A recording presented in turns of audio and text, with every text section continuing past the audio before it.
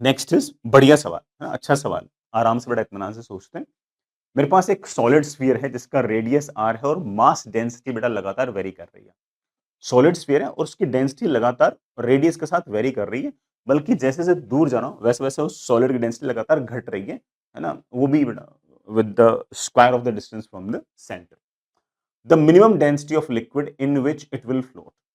Liquid की कम से कम कितनी डेंसिटी हो कि इसके अंदर ये वाला सॉलिड आपका फ्लोट कर सके। आराम से करते हैं, ठीक? मेरा काम बेटा ऑफ कोर्स है ना सवाल करना नहीं है, मुझे तो सिखाना है ना एक्चुअली, तो इसलिए मैं थोड़ा-सा समय भी ले सकता हूँ। ये बेटा मेरे पास लिक्विड था और उसके अंदर ये वाला सॉलिड बेटा आपका इस तरीके से फ्लोट कर रहा है। इसका रेडियस बेटा मेरे पास r है। जो लिक्विड है वो ये रहा। लिक्विड तो बेटा कोई यूनिफॉर्म डेंसिटी का होगा। लेट्स बेटा ये लिक्विड की जो डेंसिटी मेरे पास वो सिग्मा है। ठीक है? इस सॉलिड का जो टोटल वॉल्यूम है बेटा मैं एक बार के लिए वो मान लेता हूँ है V नॉट और उसमें से इसका वॉल्यूम जो अंदर है ना मैं उसको एक बार के लिए मान लेता हूँ V। अगर ये फ्लोट कर रहा है, हालांकि बेटा रिजल्ट वही आएगा जो आपको पहले से याद है, बट सुनो तो सही एक बार। सबसे पहले बेटा नीचे की तरफ mg, खुद का mg, ऊपर की तरफ बेटा of course buoyancy force. Buoyancy force क्या होता है? Mass of displaced liquid into g. अगर फ्लोट कर रहा है तो बेटा ऑफ कोर्स ऊपर का फोर्स बराबर नीचे का फोर्स। जैसे में ऊपर का फोर्स बराबर नीचे का फोर्स किया तो this should be equal to this. और अगर दोनों बराबर हैं इस बात का मतलब ये है कि mass of the solid should be equal to mass of the liquid displaced. बेटा याद रखना ml means mass of the liquid displaced. ठीक है?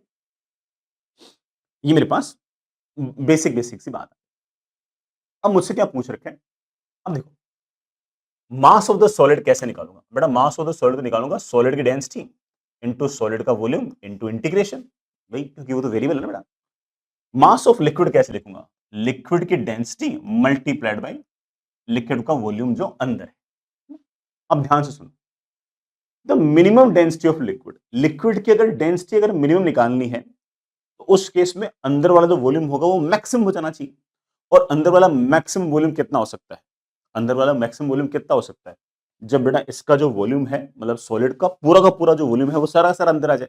अभी जस्ट जस्ट डूबा है, गिर नहीं रहा, जस्ट डूबा है, हल्का सा बड़ा कोई पार्ट मान लो बाहर है। तो उस केस में ये जब मिनिमम होगा तो अंदर वाला वॉल्यूम आपका मैक्सिमम हो जाएगा। और अंदर वाला वॉल्यूम मैक्सिमम कितना हो सकता है? ऑफ कोर्स इस सॉलिड के पूरे वॉल्यूम के बराबर हो सकता है कि 99.9999% जो वॉल्यूम है वो अंदर आ चुका है ना? उसको हम प्रैक्टिकली 100% मान सकते हैं, मतलब थ्योरेटिकली। तो बड़े आराम से लिख सकता हूँ that is equal to sigma into 4/3 pi r। अब बस ये काम करना है, रो इंटू डीवी। इस सॉलिड का रो इंटू डीवी बेटा करना कितना आसान है। यहां से बेटा आप क्या कीजिएगा, बेटा आपको साफ साफ दिख रहा है, यहां से r डिस्टेंस जाऊंगा, बेटा मैं ऐसे एक स्फेरिकल शेल लूंगा और इसके पास बेटा कितना मास है वो लिखूंगा। इसके पास बेटा कितना सा मास होगा, यहाँ पर डेंसिटी इंटू वॉल्यूम। बेटा डेंसिटी कितनी है, यहां से r डिस्टेंस दूर है, डेंसिटी कितनी है और रो note 1 - r² upon r²। Volume कितना बेटा, ये वाला वॉल्यूम स्फेरिकल शेल का कितना लिखते हो, 4 पाई इंटू डी। इंटीग्रेट कर दो बेटा, रो हो गया डीवी हो गया, इंटीग्रेट कर दो जीरो से लेकर कैपिटल आर। 4 बाहर, पाई बाहर, रो नोट बाहर। बेटा मेरे ख्याल से इंटीग्रेशन आ गया r² अंदर, तो r² minus r⁴ upon r² into d r. बेटा कहां से कहां तक, जीरो से capital R. That is 4 pi rho nought. बेटा r² का इंटीग्रेशन क्या होगा, r³ / 3 होगा, लिमिट लगा दूं, r³ / 3। r⁴ का बेटा इंटीग्रेशन क्या होगा, r⁴ बेटा 5 अपॉन बेटा 5 होगा। बेटा फिर मैंने वो 5 बेटा उस स्क्वायर से निपटा दिया। क्लियर है बेटा, मेरे पास काम बन गया। That is equals to 4 pi rho nought, बेटा ये कितना आ जाएगा r³ इंटू बेटा नीचे कितना आ गया 15, ऊपर कितना आ गया। जैसे हमने दोनों को बेटा बैलेंस किया, 4 पाई बेटा 4 पाई आपके निपट गए, बेटा r³ आपके पास निपट गया, बेटा 3 से बेटा आपका ये 15 निपट गया, बेटा 5 बच गया। सिग्मा की बेटा मेरे ख्याल से वैल्यू आ गई है बेटा कितनी, 2/5 ऑफ रो नॉट। तो सिग्मा की जो वैल्यू मतलब लिक्विड की जो डेंसिटी है मेरे पास वो कम से कम 2/5 ऑफ सिग्मा नॉट तो होनी ही चाहिए। अगर सो बेटा 2/5 ऑफ रो नॉट है, होनी ही चाहिए।